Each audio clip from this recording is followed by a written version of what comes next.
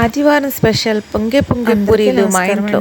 ఆదివారం వచ్చింది కదా, అందుకనే చుక్క నూనె పీల్చకుండా ఈరోజు పూరీలు చేసుకున్నామండి. ఈ పూరీలు ఎలా చేసుకున్నాం అనేది మీకు చూపిస్తాను. అలాగే పూరీ కర్రీ అనేది ఇప్పుడు తయారు చేస్తున్నాను. మరి మా ఇంట్లో ఈ పూరీల్లోనికి పూరీ కూర ఎలా చేశానో మీరు చూడండి. మీరు కూడా ఈ విధంగా చేసుకున్నారంటే టేస్టీ పూరీ కూర తయారైపోద్ది. ముందుగా ఉల్లిపాయలు పచ్చిమిరపకాయలని కోసుకున్నానండి. ఉల్లిపాయలు మరి సన్నగా చిన్నగా ఏం కోయక్కర్లేదండి, ఇలా పెద్దగా కోసుకున్నా సరిపోద్ది. కొన్ని ఉల్లిపాయలు కోసాను, 2 పచ్చిమిరపకాయలు కోసాను, అలాగే చిన్న అల్లం ముక్కలు, ఒక క్యారెట్ దుంపను కూడా సన్నగా చిన్నగా కోసేసానండి. ఇప్పుడు ముందుగా బాండీలో ఆయిల్ వేసాను. ఆయిల్లోనికి శనగపప్పు, మినప్పప్పు, ఆవాలు, జీలకర్ర, ఎండుమిర్చి వేసాను. కరివేపాకు లేదండి, అందుకని కరివేపాకు వేయలేదు. మీ దగ్గర ఉంటే మీరు ఖచ్చితంగా వేసుకోండి. పోపు దినుసులను ముందుగా ఆయిల్లో వేయించాను. ఇవి వేగుతున్నప్పుడు నేను ఉల్లిపాయలు పచ్చిమిరపకాయలు కూడా వేసానండి. జస్ట్ ఉల్లిపాయ పచ్చిమిరపకాయ వేగుతున్నాయి అన్న వెంటనే మనం అల్లం ముక్కలు అలాగే క్యారెట్ దుంపలు కూడా వేసేసుకోవాలి. వేసేసుకుంటే బాగా ఇవన్నీ కూడా చక్కగా మగ్గుతాయండి నూనెలో. బంగాళదుంపలను కూడా ముందుగా నేను ఉడికించేసి పక్కన పెట్టుకున్నానండి. పూరీ కూరలోనికి బంగాళదుంప వేసుకుంటే చాలా బాగుంటుంది, మనందరికీ తెలుసు. అలాగే ఈరోజు బంగాళదుంపలను ముందుగానే ఉడకబెట్టేసి పక్కన పెట్టుకొని ఉంచుకున్నాను అనమాట. పూరీ మరి క్యారెట్లు, అల్లం ముక్కలు, ఉల్లిపాయలు కూడా పోపు దినుసుల్లో మగ్గిపోయినాయండి. ఇప్పుడు కొంచెంగా పసుపు అలాగే సరిపడా ఉప్పు వేసుకుంటున్నానండి. వేసుకొని మరొకసారి ఈ వెజిటేబుల్స్ అన్నీ కలిసేదాకా చక్కగా కలిపేస్తున్నానండి. మరి మీరు కూడా ఈ రెసిపీని ఖచ్చితంగా ట్రై చేయండి.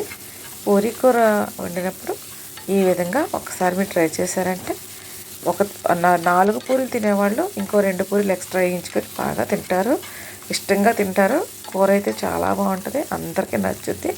మరి మీరు అందరూ కూడా ఖచ్చితంగా ట్రై చేయాలని కోరుతున్నానండి. మరి నా ఛానల్ని మీరు అందరూ కూడా చూడాలి, లైక్ చేయాలి, సబ్స్క్రైబ్ చేసుకోవాలి, షేర్ చేయాలి.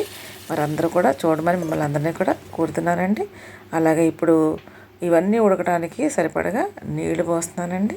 ఈ బంగాళదుంపల్ని మెత్తగా పేస్ట్ లాగా చేసి వీటిని కూడా ఉడుకుతున్నటువంటి మరి కూరలోనికి వేసేస్తున్నాను.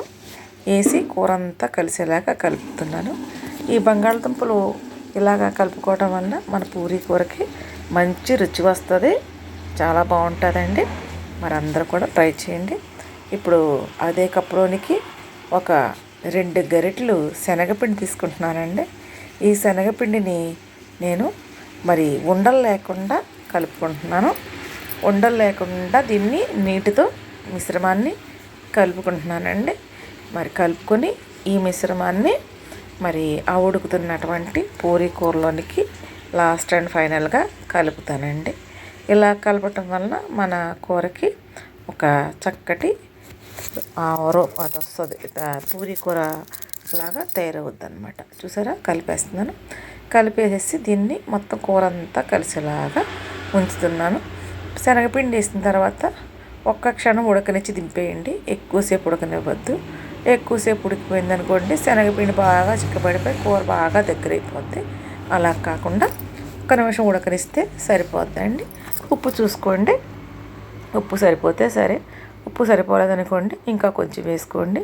ఉప్పు ఎక్కువైందనుకోండి ఇంకా కొంచెం శనగపిండి కలుపుకొని అందులోకి కూరలోనికి కలిపేయండి, సరిపోద్ది. ఏమండి చూడండి, గుమగుమలాడే ఎంత రుచికరమైన పూరీ కూర తయారైపోయింది. మరి మీరు కూడా తయారు చేయండి. ఈ పూరీ కూరని ఇలా వండారంటే ఇంట్లో అందరూ ఇంకా చాలా ఫిదా అయిపోతారండి.